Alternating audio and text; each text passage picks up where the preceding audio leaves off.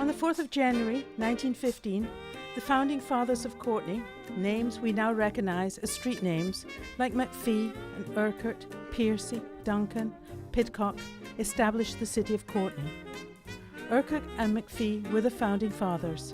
My old grandparents were very instrumental. My old grandfather, he and old Joseph McPhee were great buddies. They were great community people and great city fathers. You know, they personified all good. The E&N Railway opened in 1914, making Courtenay the centre of commercial development in the North Island, and life was good growing up in Courtenay. Maud Hobson, granddaughter of Alex Urquhart, remembers. We had a dairy farm, and when we had milk deliveries in the community in Cumberland, yes, it was good. We were all busy. There were 6 children, 5 girls, 1 boy. Maud's grandfather, Alex Urquhart, was one of the first settlers to immigrate from Scotland to the Comox Valley in the 1870s. He built a farm, a barn, and set up a prosperous dairy farm of Jersey cattle on the flats. Living on the Urquhart dairy farm was a lot of work. There were 65 Jersey cows to be milked twice a day. Maud was born on the farm and has fond memories of playing games in the big barn with school friends.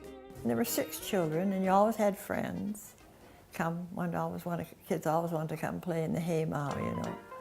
Let's glimpse into a snippet of life of 3 school pals who grew up together in Courtenay in the late 1920s and 30s.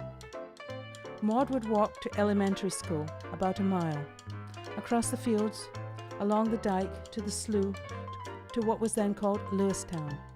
This is where her friend Dodie Matthews, now Dodie Gobertuck, lived. Together they would walk down the dirt island highway. I met Maudie in grade 3, and I met the other ones in grade 2. And I have kept in touch with them all my life. After school, the girls would stop in at the creamery, now the Courtenay Library, where the Urquhart milk was turned into butter, cream and ice cream. At the 5th Street Bridge, they would play by the river, and in summer they swam often.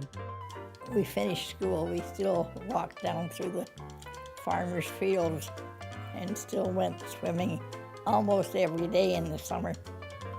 When there was a lot of rain or high tides, the flats would flood, and Dodie remembers her father giving her a piggyback across the floodwaters to reach the road. Dodie remembers rowing across the fields and tying a rowboat to the front steps. We had a lot of rain in them, and we had perfect high tide. And this thing here went over the bank and flooded all that area. They went in rowboats right over the fences and everything. Yeah, it was unreal. And of course, all our basements were flooded right practically up to the floor. It was terrible, but we were just kids.